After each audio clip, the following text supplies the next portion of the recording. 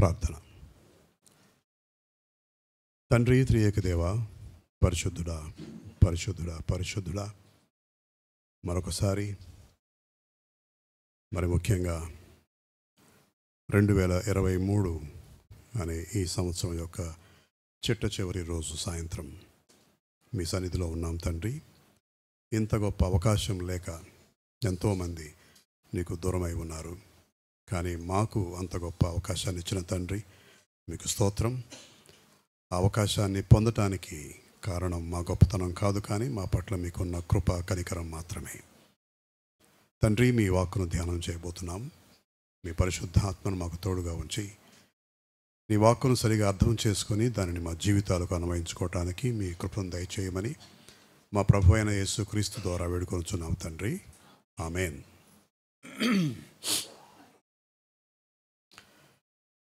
క్రీస్తునందు ప్రియమైన స్నేహితులారా, మీ అందరికీ నా పక్షాన, నా కుటుంబ పక్షాన ఈ ప్రత్యేక దినం 2023 అనే సంవత్సరానికి వీడ్కోలు పలుకుతున్న రోజు ప్రభు అయిన యేసుక్రీస్తు నామములో శుభములు, శుభాకాంక్షలు తెలియజేస్తున్నాను. ఇంత గొప్ప సందర్భాన్ని పురస్కరించుకొని నన్ను ప్రేమతో, ఆప్యాయతతో, అనురాగంతో వాక్పరిచర్య చేయడానికి ఆహ్వానించిన మన ప్రియతమ పాస్టర్ గారు సత్యం గారికి, వారి సతీమణికి, కుటుంబానికి, సంఘ పెద్దలకు, మీ అందరికీ కూడా మరొకసారి ధన్యవాదాలు తెలియజేస్తున్నాను. తెలుగులో ఒక సామెత ఉంది, పండగ రోజు కూడా ఏదో అంటారు, అంత మంచి పండుగ కదా, ఎప్పుడు వచ్చే అతన్నే మళ్ళీ పిలిచారేంటి పాస్టర్ గారు అని పాస్టర్ గారి పట్ల మీలో ఎవరన్నా అలా అనుకోవచ్చు, అనుకునే అవకాశం ఉంది. కానీ ఇది దేవుని నిర్ణయం, దేవుని చిత్తాన్ని, దేవుని నిర్ణయాన్ని పాస్టర్ గారు అమలుపరిచారు. దేవునికి స్తోత్రం. 2023 అనే సంవత్సరానికి వీడ్కోలు పలుకుతున్నాం. 2024 అనే కొత్త సంవత్సరానికి స్వాగతం పలుకుతున్నాం. మానవ జీవితం ఒక ప్రయాణం. మానవ జీవితం ఒక ప్రయాణం. ఈ ప్రయాణం ప్రతి మనిషి కూడా ఈ భూమి మీద ఆవిర్భవించినది మొదలు మరణించేంత వరకు కొనసాగుతూనే ఉంటుంది. సాధారణంగా మనం చేసే రోడ్డు ప్రయాణాలు గమనిస్తే వాహన చోదకుడు అంటే బండి నడిపే వ్యక్తి సాధారణంగా ఎక్కువ శాతం ముందు వైపు చూస్తుంటాడు కదండి. అది సైకిల్ కావచ్చు, బైక్ కావచ్చు, కారు కావచ్చు, ఆటో కావచ్చు, ఏదైనా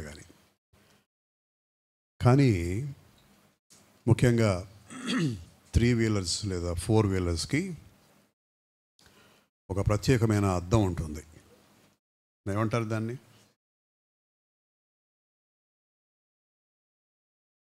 వచ్చి రాగానే నన్ను అడిగేంటి ప్రశ్న అనుకుంటాను. పర్లేదు. రియర్ వ్యూ మిర్రర్ అంటే తల వెనక్కి తిప్పి చూసే అవసరం లేకుండా ఆ అద్దం ఇక్కడే ఉంటుంది ఎదురుగా. ఆ అద్దంలోకి చూస్తే వెనక ఎవరైనా వస్తున్నారా, వెనక పరిస్థితి ఏంటి అనేది తెలిసిపోతుంది. దానికి అనుగుణంగా ఎలా వాహనాన్ని నడిపించాలి అనే జాగ్రత్తలు తీసుకుంటాడు చోదకుడు.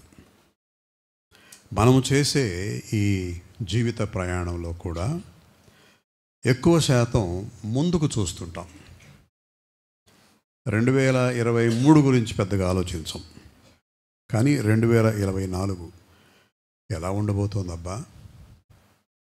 సరే, ఆ పిచ్చి ఉన్నవాళ్ళు జాతకాలు అంటారు, అవి అంటారు, ఇవి అంటారు, అవి చూసుకుంటూ ఉంటారు. తిథి, నక్షత్రం, రాశి, అవి లేని వాళ్ళు భవిష్యత్తులో, ముఖ్యంగా రానై ఉన్న కొత్త సంవత్సరంలో ఏవి చేయాలి? నేను ఈ క్లాస్ ముగించుకొని ఆ క్లాస్కి వచ్చేసాను, ఇంకొక 3 నెలల్లో 2 నెలల్లో ఫైనల్ ఎగ్జామ్స్ ఉంటాయి అని ఒక వర్గం. అమ్మాయికి పెళ్లి చేయాలి వచ్చే ఎండాకాలం అని ఒక వర్గం. ఎన్ని ఉద్యోగాల కొరకు అప్లై చేశాను, ఏ ఉద్యోగం వస్తుందో ఏమిటో అని ప్రార్థన చేస్తూ ఉద్యోగం కొరకు ఎదురు చూస్తూ ఉండే వర్గం. ఇలా రానై ఉన్న కాలంలో ఆశలు, ఆశయాలు, లక్ష్యాలు, గమ్యాలు, ప్రణాళికలు, పథకాలు ఇవి మన ఆలోచనల్ని చుట్టుముట్టి ఉంటాయి సాధారణంగా. కానీ వెనుకకు కూడా తిరిగి చూడాలి. 2023 అనే సంవత్సరం ఎలా గడిచిపోయింది? ఆ సంవత్సరంలో మన అనుభవాలేంటి? ఏమి నేర్చుకున్నాం? ఎన్ని పాఠాలు నేర్చుకున్నాం? కొన్ని సందర్భాల్లో కొంతమంది గుణపాఠాలు కూడా నేర్చుకొని ఉంటాం. కనుక అనుభవం అనేది వెనక ఉంది, భవిష్యత్తు ముందు ఉంది. ఈ రెండింటిని గమనించుకుంటూ బేరీజు వేసుకుంటూ ముందుకు వెళ్ళాలి. సాధారణంగా కొంచెం వివేకవంతులు, దూరదృష్టి ఉన్నవాళ్ళు అలా చేస్తూ ఉంటారు.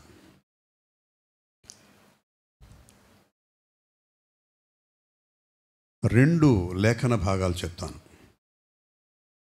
ఆ 2 లేఖన భాగాలను చదివిన తరువాత మన అంశం ఏంటో చూద్దాం. మొదటి లేఖన భాగం 23వ కీర్తన. ఇది దావీదు కీర్తన. చివరి వచనం 6వ వచనం. నేను బ్రతుకు దినములన్నీయు కృపాక్షేమములే నా వెంట వచ్చును. చాలండి. ఒక్కసారి వెనక్కి తిరిగి చూసుకుంటే నా వెనుక ఏమి వస్తున్నాయి అనే ప్రశ్నకు ఒక సమాధానం ఇదే. నేను బ్రతుకు దినములన్నీయు కృపాక్షేమములే నా వెంట వచ్చును. 2వ లేఖన భాగం అపోస్తలుడైన పౌలు తిమోతికి వ్రాసిన మొదటి లేఖ 5వ అధ్యాయం 24వ వచనం చూడండి. కొందరి పాపములు తేటగా బయలుపడి న్యాయపు తీర్పునకు ముందుగా నడుచుచున్నవి, మరికొందరి పాపములు వారి వెంట వెళ్ళుచున్నవి. దావీదు మహారాజేమో నేను బ్రతుకు దినములన్నీయు కృపాక్షేమములే నా వెంట వచ్చుచున్నవి అని అంటే, ఈ లేఖలో అపోస్తలుడైన పౌలు చెబుతున్నాడు, మరికొందరి పాపములు వారి వెంట వెళ్ళుచున్నవి. 2024లోనికి ప్రవేశించబోతున్నాం. మనము కూడా వ్యక్తిగతంగా ఒక్కసారి వెనక్కి తిరిగి చూసుకుంటే మన వెంట కృపాక్షేమములు వస్తున్నాయా, లేదా మన పాపములు మన వెంట వస్తున్నాయా? ఇది డిసెంబర్ 31వ తారీఖు రాత్రి. ఇంకా కొద్ది నిమిషాలలో కొత్త ఏడులోకి ప్రవేశించబోతున్నాం అనగా ఎవరిని వారు ప్రశ్నించుకోవాలి. నా వెంట కృపాక్షేమములు వస్తున్నాయి అని దావీదు మహారాజులాగా ధైర్యంగా చెప్పగలిగే పరిస్థితిలో ఉన్నానా, లేదా నా వెంట పాపాలు వస్తున్నాయా? తిమోతికి వ్రాసిన లేఖలో అపోస్తలుడైన పౌలు ఈ మాటలు రాసిన సందర్భం ఏమిటంటే, దేవుని ఆలయ నిర్మాణాలు మొదలైనవి. దేవుని సంఘములో నాయకులను నియమిస్తున్నాడు తిమోతి. ఆ సందర్భంగా పౌలు తిమోతికి చేసిన హెచ్చరిక ఇది. రెండు వర్గాల ప్రజలు ఉంటారు. ఒక వర్గం ఎలా ఉంటారంటే వాళ్ళ పాపాలు అందరికీ బహిరంగంగా బాహాటంగా తెలుసు. అతనా అని ఒక పాపం చెప్తారు. ఇతను దీనికి బాగా పేరుగాంచినవాడు కదా, అటువంటి పాపి కదా, ఇటువంటి పాపి కదా, అవి బహిర్గతం. రెండవ వర్గం ఎలా ఉంటారంటే వాళ్ళు చేసే పాపాలు ఇతరులకు తెలియవు, రహస్యంగా ఉంటాయి. ఆ రెండో వర్గం ఉంటారే వారు మరికొందరి పాపములు వారి వెంట వెళ్ళుచున్నవి.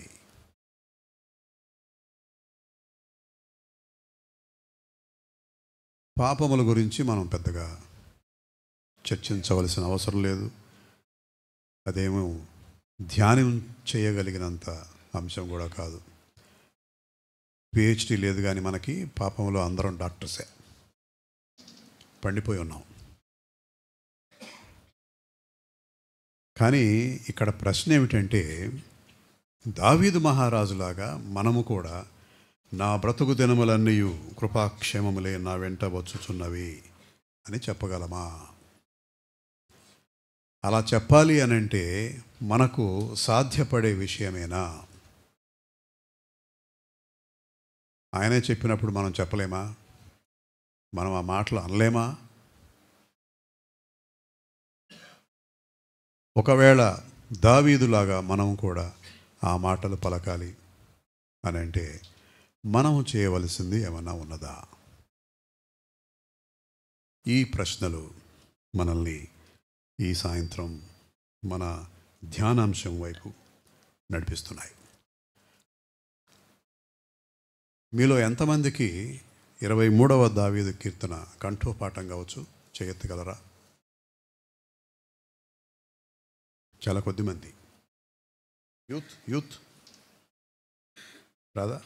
యెహోవా నా కాపరి, నాకు లేమి కలుగదు. చెప్పండి.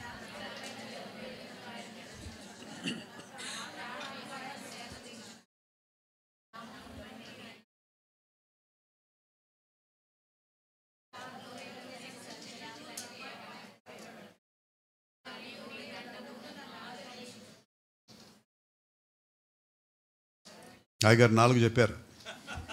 Praise the lord, praise the lord. 5వ వచనం, నా శత్రువుల ఎదుట నీవు నాకు భోజనము సిద్ధపరచుదు, నా గిన్నె నిండి పొర్లుచున్నది. నేను బ్రతుకు దినములన్నీ నేను చిరకాలము. ఆమేన్. 6 వచనాలే. ఇది కంఠోపాఠంగా చెప్పడం అనేది చాలా మంచి ఆశీర్వాదం. ఈరోజు రాత్రి ఆరాధన అయిపోయిన తర్వాత ఇంటికి వెళ్ళి, ముఖ్యంగా యంగ్స్టర్స్, ఇది నేర్చుకొని అమ్మకి కానీ, నాన్నకి కానీ, అక్కకి కానీ, అన్నకి కానీ అప్పచెప్పి పడుకోండి. చాలా దీవెనకరం. రెండవ ప్రశ్న, మరొక ప్రశ్న. ఈ 23వ దావీదు కీర్తన మనం ఎన్నోసార్లు చదివి ఉంటాం కదండి, సుపరిచితం. ఎక్కడన్నా ఏదన్నా ఒక లైన్ కానీ, ఒక పదం కానీ అర్థం కానిది అంటూ ఉందా? ఎవరికైనా కానీ. నువ్వు చదివాక చెప్పు నాకు. నాకు మొత్తం అర్థమైందని చెప్తుంది పాప. గుడ్. రేపు చెప్పాలి మొత్తం చదివిన తర్వాత. అర్థం కాలేదు, కఠినంగా ఉంది, కష్టంగా ఉంది, అమ్మో అనేంత కష్టతరమైన కీర్తన అయితే కాదు ఇది. కానీ మనకు అర్థం కాని విషయాలు ఎన్నో ఉన్నాయి ఇందులో.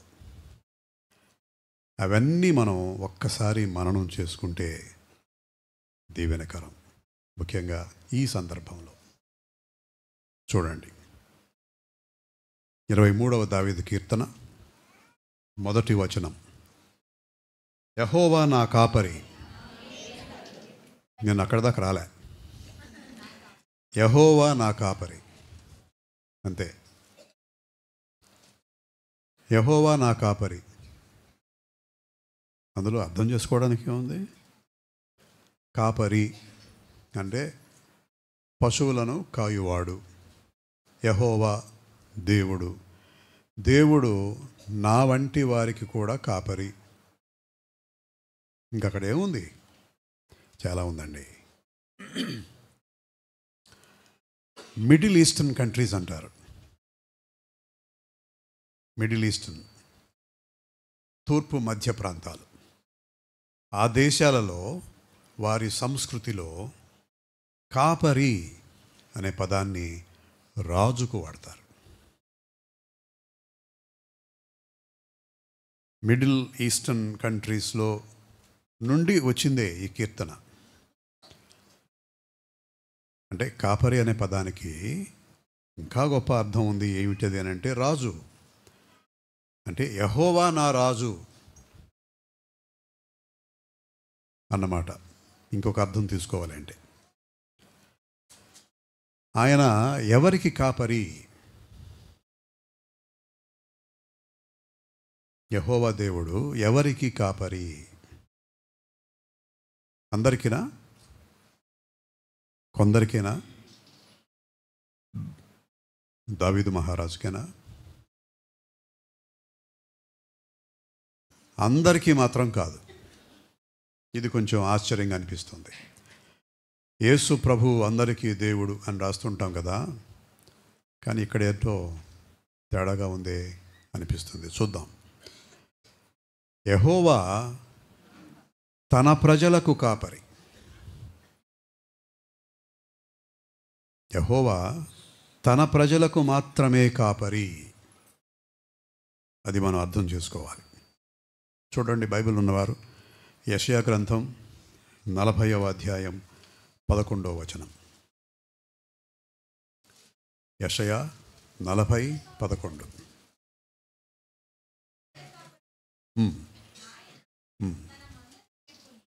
చాలండి. గొర్రెల కాపరి వలె ఆయన ఎవరి మందను? తన మందను. తన మందను అంటే ఆ గొర్రెల కాపరికి ఏ మంద అయితే ఉందో ఆ మందను, అంతే. అదొక్కటే మంద కాదు, గమనించండి, ఇంకా చాలా ఉన్నాయి ప్రపంచంలో. మిగిలిన మందలను ఆయన కాయడు. తన స్వంత ప్రజలు, తాను ఎన్నుకున్న ప్రజలు ఎవరైతే ఉన్నారో వారికి మాత్రమే ఆయన కాపరి. యోహాను సువార్త 10వ అధ్యాయం 11వ వచనం చూడండి.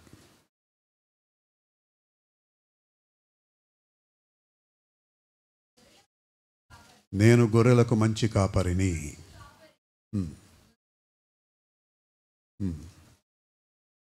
ఆ తర్వాత జీతగాడు గురించి ఉంటుంది. అది స్కిప్ చేయండి అమ్మా. 14వ వచనం చూడండి. నేను గొర్రెల మంచి కాపరిని.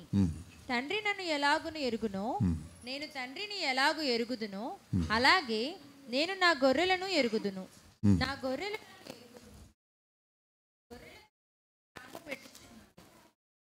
ఈ దొడ్డివి కాని వేరే గొర్రెలను నాకు కలవు.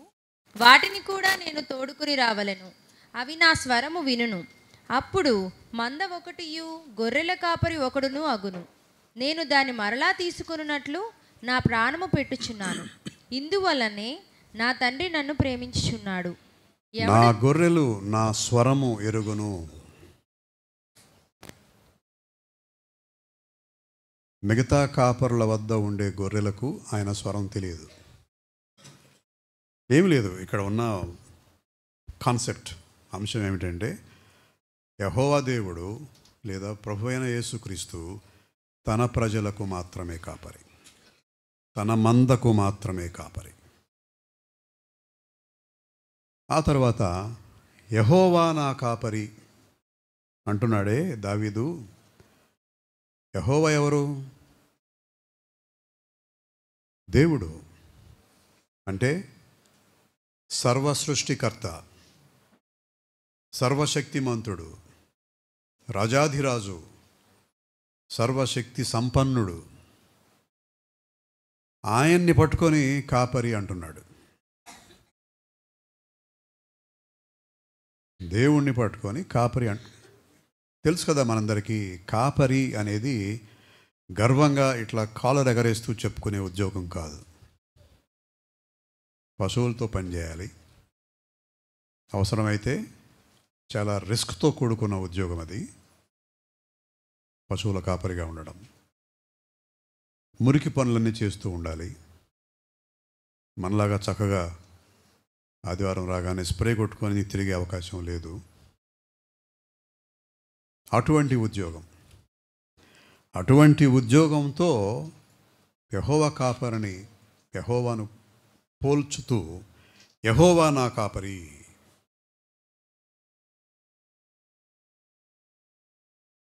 అంటున్నాడు దావీదు.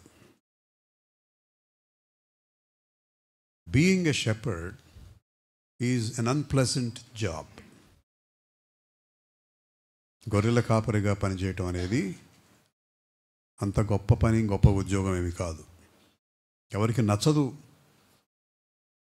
దావీదుకు బాగా తెలుసు ఆ విషయం. సమూయేలు ప్రవక్త యెహోవా ఆజ్ఞానుసారం వెళ్ళి యూదులకు ఒక రాజును నియమించాలి అనుకున్నప్పుడు అక్కడ మిగతా వాళ్ళందరూ ఉన్నారు, కానీ దావీదు లేడు. ఇంకొకడు ఉన్నాడండి చివరివాడు. ఏడతను పొలంలో గొర్రెలు కాస్తున్నాడు, పిలవండి అని పిలిపిస్తే అప్పుడు వచ్చాడు దావీదు ఆ కుటుంబంలో అందరికంటే చిన్నవాడు. అన్నయ్యలందరూ కూడా రే వెళ్ళు, నువ్వు ఆ పనిలో ఉండు అని పురమాయించారు. వీళ్ళకి వెళ్ళడానికి ఇష్టం లేదు. ఇష్టపూర్వకంగా చేసే ఉద్యోగం కాదు కదా అది. అటువంటి తక్కువ స్థాయి ఉద్యోగిగా యెహోవా దేవుణ్ణి దావీదు అభివర్ణిస్తున్నాడు.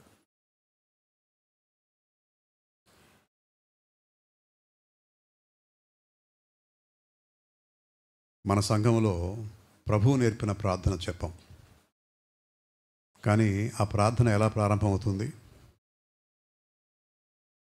పరలోకమందున్న మా తండ్రి అని చెప్పన్నాడు కదా ప్రభు.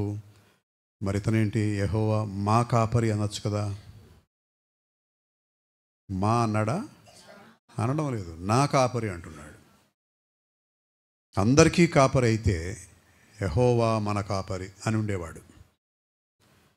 కాబట్టి ప్రభువుకు చెందిన, ప్రభువుకు సంబంధించిన మందలో ఉన్న గొర్రె పిల్ల ప్రతిదీ కూడా యెహోవా నా కాపరి అని అనాలి. ఆయన అందరికీ కాపరి కాదు. యెహోవా నా కాపరి అని ఒక గొర్రె పిల్ల చెబుతోంది అని అంటే అక్కడ ఇంకొక అర్థం దాగి ఉంది. గొర్రె పిల్ల అనేది కాపరి యొక్క సొత్తు, కాపరి యొక్క ఆస్తి, కాపరి యొక్క స్వాస్థ్యం.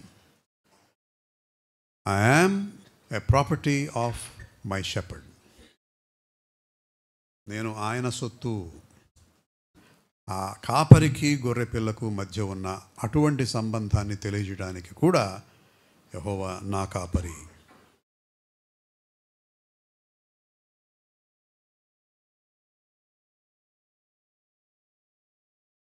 గొర్రెలట సాధారణంగా అవివేకంతో కూడుకున్నవాట, ఫూలిష్. ఎందుకని అవివేకంతో కూడుకున్నవి అంటారంటే వాటికి ఏమి కావాలి, వాటికి ఉన్న అవసరాలు ఏమిటి వాటికే తెలియదట. రెండవ లక్షణం ఏంటంటే అవి జీవితాంతం కూడా ఆధారపడి జీవించేవి.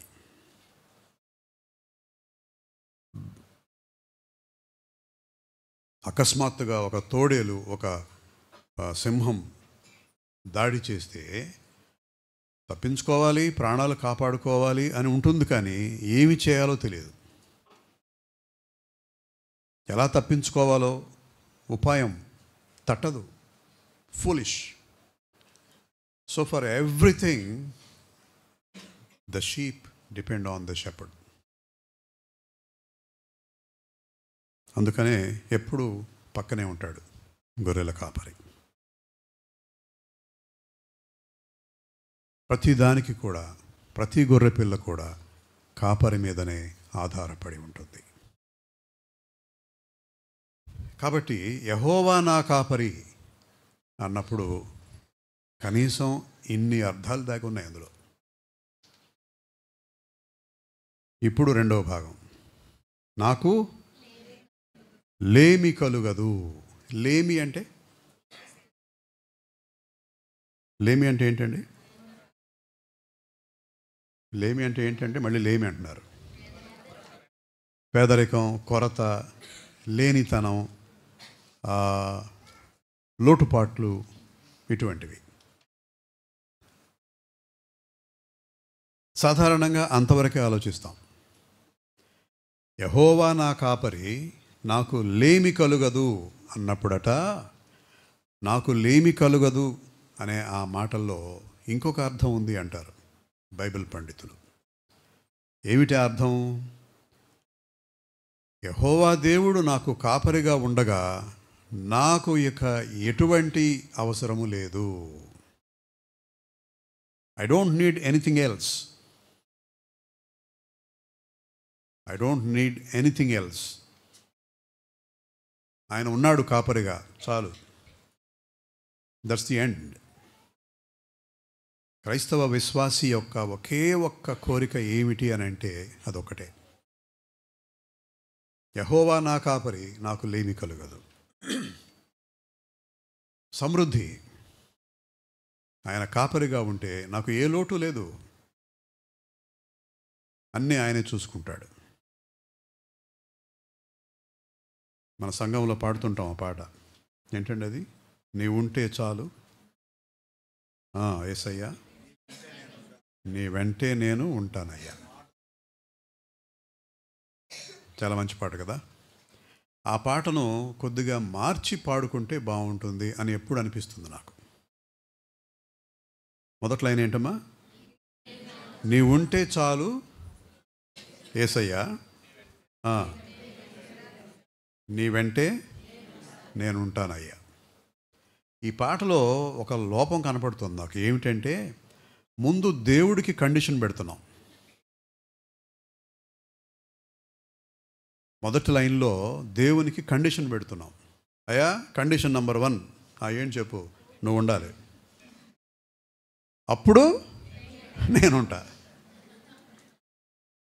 అది మార్చి పాడుకుంటే బాగుంటుంది అనిపిస్తుంది ఎప్పుడు నాకు.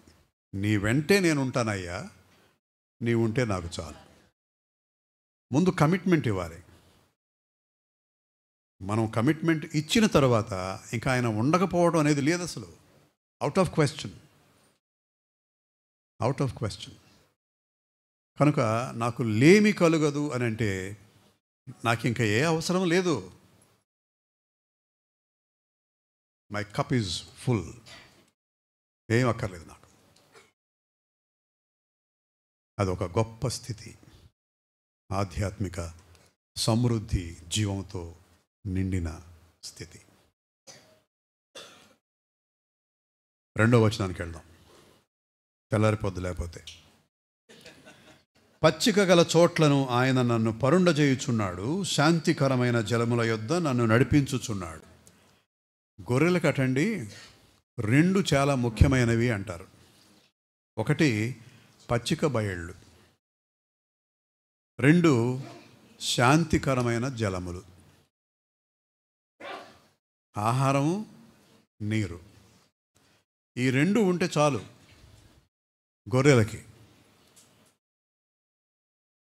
ఇంకో సమస్య ఏమిటంటే ఈ గొర్రెలు పచ్చిక బయళ్ళ దగ్గర పక్కనే శాంతికరమైన జలములు ప్రవహిస్తున్నప్పటికీ కూడా అంత తేలికగా విశ్రమించవు. ఓ పట్టాన అవి సేదదీరుట అనేది చాలా కష్టం అంటారు. గొర్రెలు అంత తేలికగా సేద తీరవు. ఈ మాట చెప్పే వ్యక్తి పేరు ఫిలిప్ కెల్లర్. Philip Keller. ఏమిటి కారణం అని అంటే, స్వతహాగా గొర్రెలు పిరికి జంతువులు, భయం ఎక్కువ అట గొర్రెలకు. మనం ఏ విధంగా అయితే సంఘజీవులమో గొర్రెలు కూడా సంఘజీవులే, అన్ని కలిసే ఉంటాయి. వాటి మనస్తత్వం అంటూ ఉంటే, ఒకవేళ దాని ప్రకారం ఆలోచిస్తే, ఒక మందగా ఉన్న గొర్రెల్లో ఏదన్నా ఒక చీలిక, ఒక విభజన అంటూ జరిగితే అవి పొరపాటును కూడా సేదదీరే పరిస్థితిలో ఉండవట. ఏదో ఆందోళన, ఏదో కలవరం, ఏదో భయం, ఏదో జరిగిపోయింది అనే బాధ. గొర్రెలకు ఉన్న మరొక ఆపద ఏమిటంటే, పరాన్న జీవులు అంటారు, పారాసైట్స్.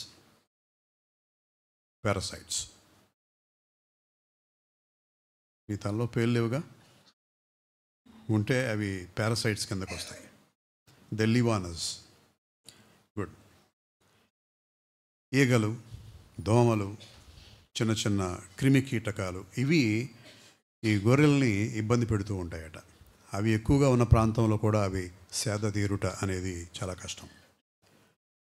అలాగే ఆ గొర్రెలు ఆకలి కొని ఉన్నప్పుడు విశ్రమించలేవు. ఈ విషయాలన్నీ తెలిసినవాడు కాపరి.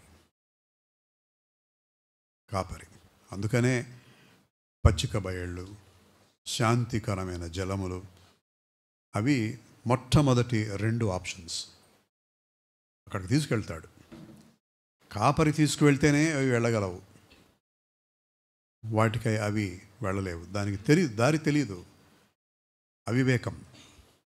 అవివేకంతో కూడుకున్న జంతువులు. 3వ వచనం, నా ప్రాణమునకు ఆయన సేద తీర్చుచున్నాడు. అంటే ఏంటండి? ఇందాక అందరూ అన్నారుగా, అర్థమైంది మాకని. నా ప్రాణమునకు ఆయన సేద తీర్చుచున్నాడు. ఇంగ్లీష్లో ఏముంటుందంటే, he restores my soul.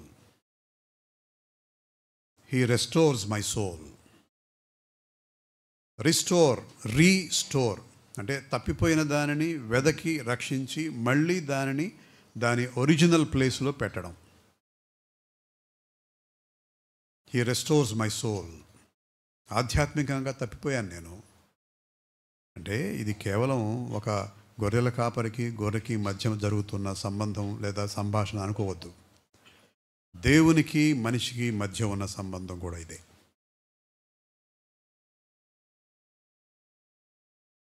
He restores my soul. Hebrew భాషలో అయితే, ఈ ఇంగ్లీష్లో రెస్టోర్ అని ఉంది కదా, ఆ రెస్టోర్ అనే పదం దగ్గర ఉండే హీబ్రూ పదానికట అర్థం బ్రింగ్స్ మీ టు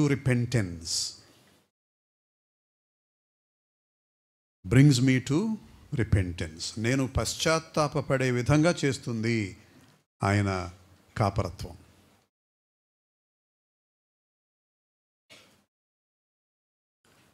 అంటే he restores me to my original purity. గతంలో చెప్పుకున్నాం మనం, భూమి మీదకి ముగ్గురు వ్యక్తులు పాపము లేకుండా వచ్చారు. మొదటి 2 ఆదాము, హవ్వ. ఆ తర్వాత పాపములో పడ్డారు.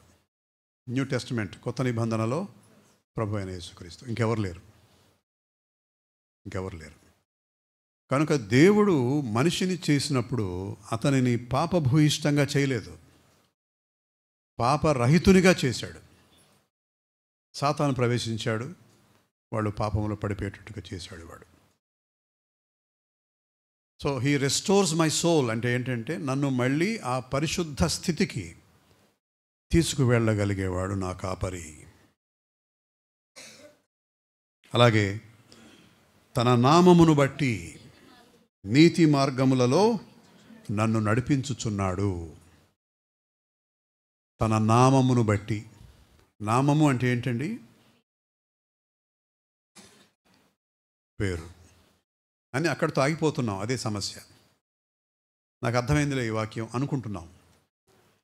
నామము అని వచ్చిన చోట స్వభావము, తత్వము, నైజము, ఇంగ్లీష్ వర్డ్ కావాలంటే నేచర్. నా కాపరి లేదా యెహోవా దేవుడు లేదా ప్రభువైన యేసుక్రీస్తు యొక్క స్వభావం ఏమిటి? నీతి. నీతిమంతుడు ఆయన. The one and only righteous man is Jesus. ఆయన తత్వము నీతి. ఇప్పుడు చదవండి. తన నామమును బట్టి ఇప్పుడు అర్థవంతంగా ఉంటుంది. ఆయన నీతిమంతుడు కాబట్టి నన్ను ఎటువంటి మార్గాలలో నడిపిస్తాడు? నీతి మార్గాల్లో నడిపిస్తాడు. ఈ నడిపించుట అనే పదాన్ని మళ్ళీ మీకు గుర్తు చేయాలి. గొర్రెలకు ఎక్కడ ఆహారం దొరుకుతుంది, ఎక్కడ నీళ్లు దొరుకుతాయి, అక్కడికి వెళ్ళడానికి మార్గం ఏమిటి తెలీదు. అందుకే కాపరి అనేవాడు పక్కన ఉండి నడిపిస్తాడు. నడిపించే ప్రాంతాలు ఏమిటి? ఒకటి పచ్చిక బయళ్ళు, పాస్చర్స్, చక్కటి మంచి పచ్చిగడ్డి దొరికే ప్రాంతం.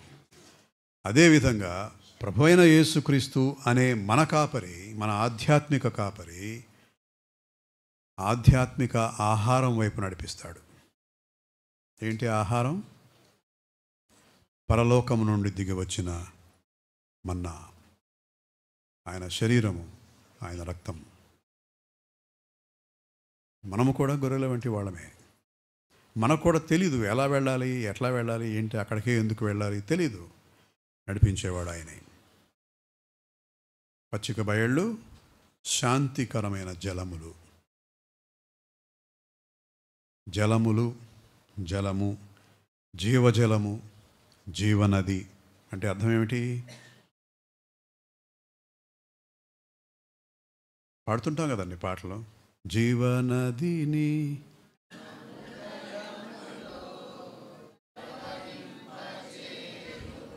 చాలు, థ్యాంక్ యూ. ఏంటి జీవనది అంటే? పరిశుద్ధాత్మ.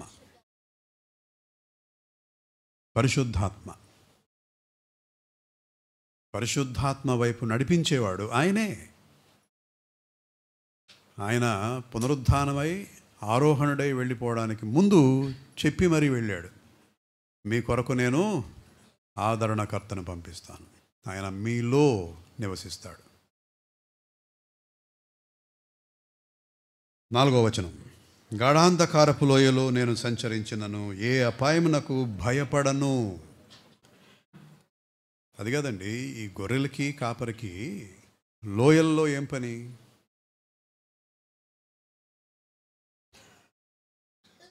గాఢాంధకారపు లోయల్లోకి ఎందుకు వెళ్ళాలి వీళ్ళు? Many of you are దగ్గింగ్.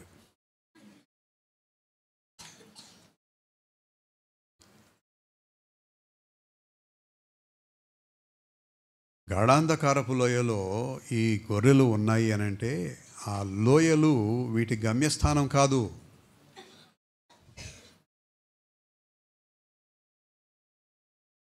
పచ్చిక బయళ్లలో అవి మేస్తూ అలా వెళ్తూ ఉంటే అనుకోకుండా తెలియకుండా ఆ లోయల్లోకి వెళ్ళినాయి. లోయల్లోకి వెళ్ళిన తర్వాత చూడండి, గాఢాంధకారపు లోయలో నేను సంచరించినను ఏ అపాయమునకు భయపడను. సంచరించుట అంటే ఏంటండి?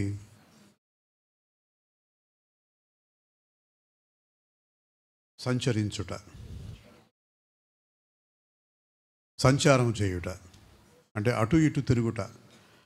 ఆ సంచారము చేయుట అన్నప్పుడు అందులో కలవరం, భయం, బెదురు, వణుకు ఇవేమీ ఉండవు.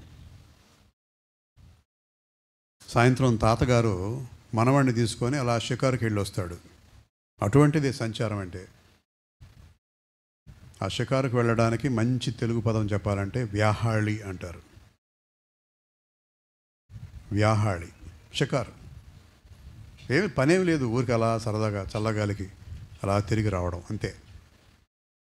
గాఢాంధకారపు లోయలో నేను సంచరించినను. గాఢాంధకారపు లోయ అంటే భయపడవలసిన ప్రాంతం, కానీ భయం లేదు, సంచరిస్తున్నానంటాడు. ఏ అపాయమునకు భయపడను, ఏ అపాయమునకు భయపడను, భయము లేకుండా సంచరిస్తాను నేను. ఎక్కడ? గాఢాంధకారపు లోయలో సైతం. ఏంటి కారణం? నాతో నా కాపరి ఉన్నాడు. యెహోవా నా కాపరి కనుక అది ఎంత భయంకరమైన లోయ అయినప్పటికీ కూడా నేను భయపడను, సంచరిస్తూ ఉంటాను. అపాయాలు పొంచి ఉంటాయి, తెలుసు, నాకు భయపడను. ఎందుకంటే నా కాపరి నాకు తోడుగా ఉన్నాడు. ఈ గాఢాంధకారపు లోయ అన్నప్పుడు, గాఢాంధకారం అన్నప్పుడు దానిని అర్థ వివరణ ఇస్తూ ఆ పదానికి ద షాడో ఆఫ్ డెత్ అంటారు. షాడో ఆఫ్ డెత్, మరణ ఛాయ. మరణం కాదు, మరణం కాదు, మరణానికి సంబంధించిన ఛాయ. ఏముందండి, ఎదురుగా పులి నుంచుంది, అది ఇంకా అటాక్ చేయలేదు, దాడి చేయలేదు, మనం ఇలా నుంచొని ఉన్నాం. మరణ ఛాయ అది. మరణం ఇంకా సమీపించలే. ప్రమాదం పొంచి ఉంది అంటే అది మరణపు ఛాయ, ద షాడో ఆఫ్ డెత్. దానికి నేను భయపడవలసిన అవసరం ఏంటి అని ప్రశ్నిస్తున్నాడు కీర్తనకారుడు. మరొక ఉద్దేశం ఏంటంటే, రాత్రిపూట మనం తిరిగి వెళ్ళేటప్పుడు చూడొచ్చు, వీధి కుక్కలు ఉంటాయి. అవి ఎగబడి మీదకు రాకుండా జాగ్రత్తగా ఇంటికి వెళ్ళాలి. ఒక వీధి కుక్క ఇక్కడ ఉందనుకోండి, నేను ఇక్కడ ఉన్నాను, దాని వెనుక ఏదో స్ట్రీట్ లైట్ ఉంది. ఆ కుక్క తాలూకు నీడ వచ్చి నా కాళ్ళ మీద పడుతోంది. ఓకే, నన్ను కరిచేది కుక్క నీడ. నీడ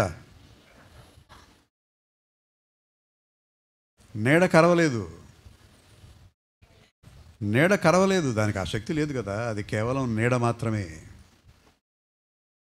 గాఢాంధకారము అంటే ద షాడో ఆఫ్ డెత్. భయపడను. కుక్క అక్కడెక్కడో ఉంది, దాని నీడ పడుతోంది, నీడ కరవదు కదా. సమీపంలో చావు ఉన్నప్పటికీ కూడా నేను భయపడను, అది అర్థం.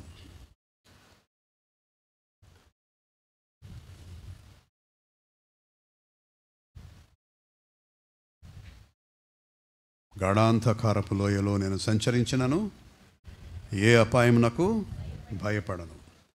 ఏమిటి కారణం అంటే చెప్తున్నాడు వెంటనే, నీవు నాకు తోడయ్యుందువు, నీ దుడ్డు కర్రయు నీ దండమును నన్ను ఆదరించును. నీవు నాకు తోడుగా ఉన్నావు, నువ్వు నా కాపరివి, నేను భయపడను అంటూ ఒక కాపరి చేతిలో ఉండే 2 రకాల కర్రల గురించి చెప్తున్నాడు. రెండింటికి కూడా కర్ర అనే అర్థం, బేసిక్ మీనింగ్. ఒకటేమో స్టాఫ్ అంటాం ఇంగ్లీష్లో, ఇంకొకటేమో రాడ్ అంటాం. ఒకటేమో కర్ర, మరొకటేమో చేతి కర్ర. ఈ 2 కర్రల్ని ఎందుకు తన వెంట పెట్టుకుంటాడు కాపరి అని అంటే 2 కారణాలు ఉన్నాయి. మొదటి కారణం, ఈ గొర్రెల్ని చంపటానికి ఒక తోడేలు కానీ, పులి కానీ, ఎలుగుబంటి కానీ వచ్చినట్లయితే గొర్రెల్ని కాపాడడానికి, దాని మీద తిరగబడి దానిని తరిమి కొట్టడానికి ఉపయోగపడతాయి ఈ కర్రలు. రెండవది ఏమిటంటే, గొర్రెలు అప్పుడప్పుడు దారి తప్పుతాయి, మాట వినవు. వాటిని మళ్ళీ క్రమశిక్షణ పాటించే విధంగా చేయడానికి కూడా ఇవే ఆయుధాలు, ఈ కర్రలే వాడతాడు. అందుకని చూడండి, మన జీవితాలలో అప్పుడప్పుడు మనం దారి తప్పినప్పుడు ఏదో ఒక కష్టమో, నష్టమో, శ్రమో వస్తుంది. అదే ప్రభు అయిన యేసుక్రీస్తు అనే కాపరి చేతిలో ఉన్న దుడ్డు కర్ర. మనల్ని మళ్ళీ క్రమశిక్షణ మార్గంలో పెట్టడానికి ఆయన శిక్షిస్తాడు. కానీ దానిని మనం శిక్షగా చూడకూడదు. ఆ శిక్షను ఆయన ఎందుకు అనుమతిస్తాడు అని అంటే మన మీద ఉన్న ప్రేమ వల్ల. అందుకనే కదా నన్ను ఆదరించును. కోపంతో ఉన్నవాడు, పగతో రగిలిపోతున్నవాడు ఆదరించడు, శిక్షిస్తుంటాడు. మనం బాధపడుతూ ఉంటే ఆనందిస్తూ ఉంటాడేమో. నీ దుడ్డు కర్రయు నీ దండమును నన్ను ఆదరించును. అందులో ప్రేమ ఉంది, దేవుని ప్రేమ. 5వ వచనం, నా శత్రువుల ఎదుట నీవు నాకు భోజనము సిద్ధపరచుదువు. గమనిస్తున్నారా? భోజనపు బల్ల అనేది సమృద్ధి అయిన ఆహారానికి గుర్తు, సమృద్ధి ఆహారం. సిద్ధపరచుట అంటే ముందు చూపు.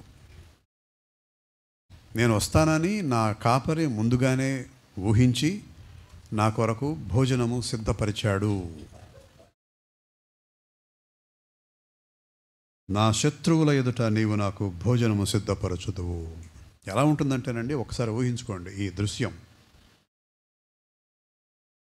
ఒక డైనింగ్ రూమ్, డైనింగ్ టేబుల్, మంచి మంచి వంటకాలు, ప్రభువే స్వయంగా వడ్డిస్తున్నాడు. భోజనానికి ఉపక్రమించేలోగా అలా గుమ్మం వైపు తల తిప్పి చూస్తే బయట శత్రువు కాచుకొని ఉన్నాడు. కాపరి ఉన్నాడు కాబట్టి శత్రువు లేకుండా పోడు, శత్రువు ఉంటాడు. శత్రువును లేకుండా చేసేవాడు నా కాపరి అని అనడం లేదు, చూసారా దావీదు? కాపరి ఉన్నప్పటికీ కూడా శత్రువు ఉంటాడు. అయినా కూడా మనం భయపడకుండా మన కాపరి వడ్డిస్తున్న ఆహారాన్ని సంతోషంగా ఆరగించాలి. బయట శత్రువు ఉన్నాడు, తిని బయటకు రాని పని చెప్తానంటున్నాడు వాడు. భయపడవలసిన అవసరం లేదు. దేవుని సేవకులు, దేవుని బిడ్డలు, విశ్వాసుల జీవితంలో ఉండే 2 పోల్స్ అంటాను. తెలుసా ఏంటో అవి? ఒకటి నిత్య సంఘర్షణ. నిత్య సంఘర్షణ, సాతానుతో, శత్రువుతో నిత్యం పోరాటమే. ఇటువైపు నిత్య సమృద్ధి అయిన ఆహారం. Everything is plenty. ఏది కావాలన్నా అది సమృద్ధిగా ఉంటుంది. ఈ రెంటి మధ్య ఒక బ్యాలెన్స్ వంటిది స్ట్రైక్ చేసుకుంటూ వెళ్ళడమే దేవుని సేవకులు కానీ దేవుని బిడ్డలు కానీ చేయవలసింది. సంఘర్షణ ఉంటూనే ఉంటుంది, సాతానుతో, సాతాను సంబంధికులతో, ముఖ్యంగా ఈ లోకానికి సంబంధించిన జీవితాన్ని గురించి మనం ఆలోచించినట్లయితే సంఘర్షణ అనివార్యం.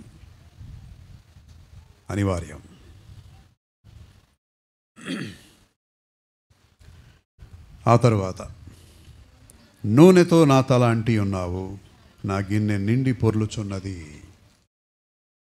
నూనెతో తల అంటుట అనేది ఇశ్రాయేలీయుల సంస్కృతిలో ఒక ప్రముఖమైన గౌరవ మర్యాదలకు సంబంధించిన సూచిక.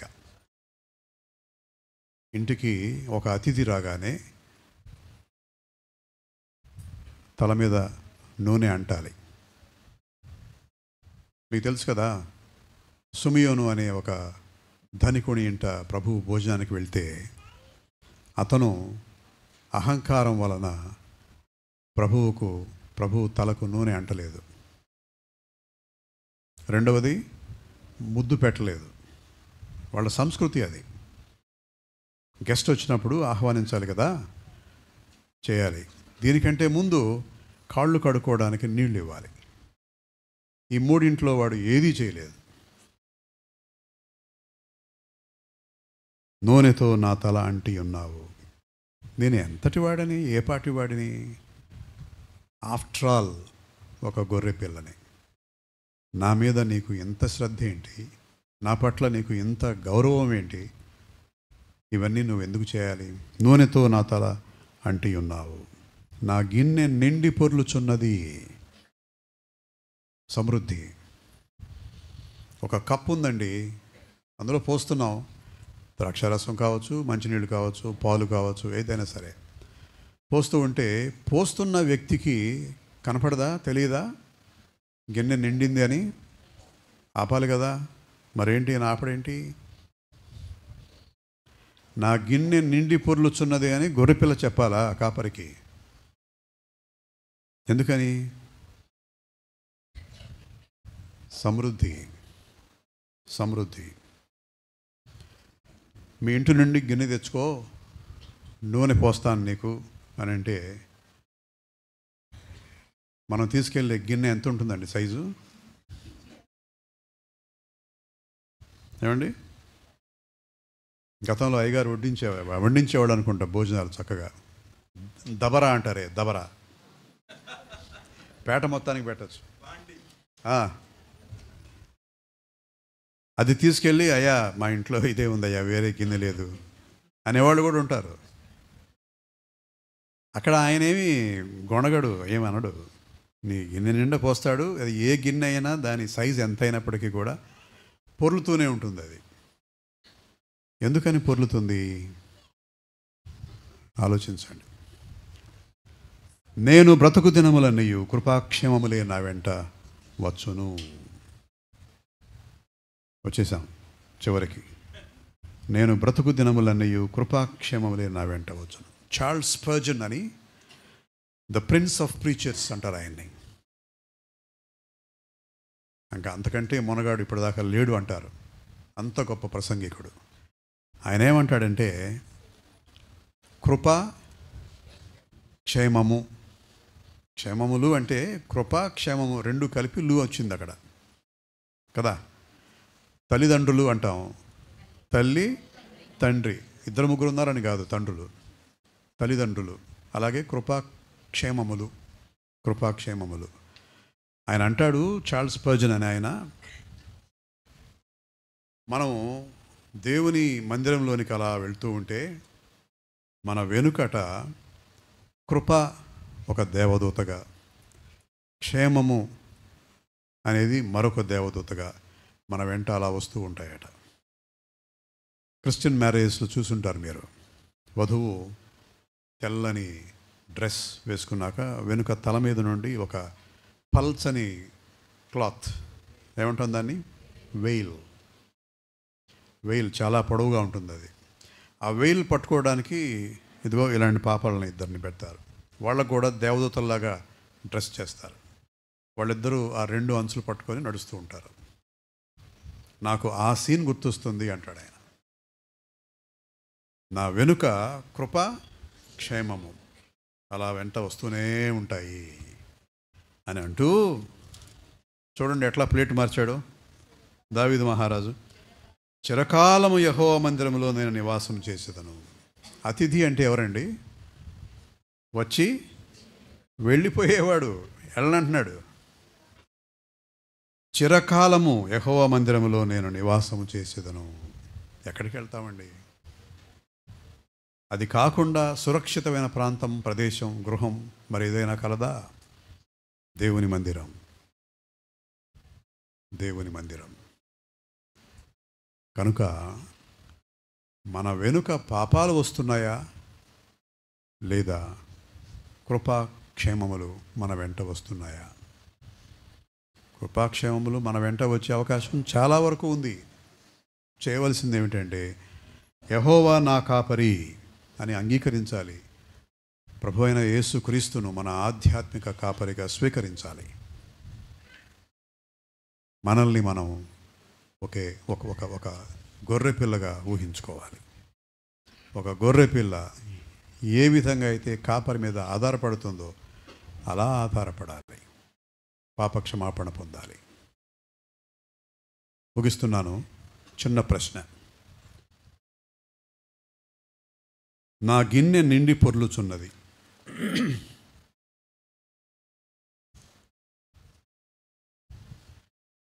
ఎందుకు పొర్లుతోంది?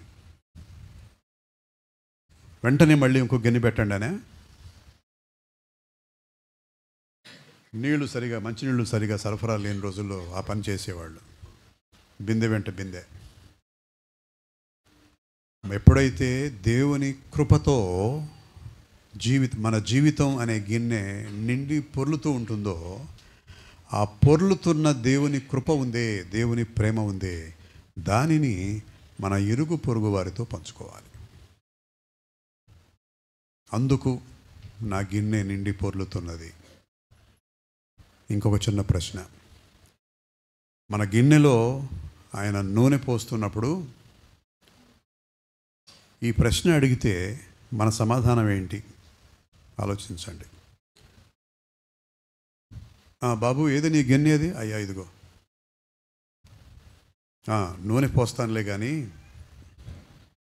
నా మీద నీకు ఎంత విశ్వాసం ఉందో చెప్పు, దానికి తగ్గ నూనె పోస్తాను.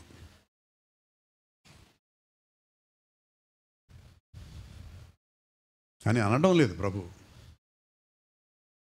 అలా అడిగితే మనము ఎంత నూనెకు అర్హులము?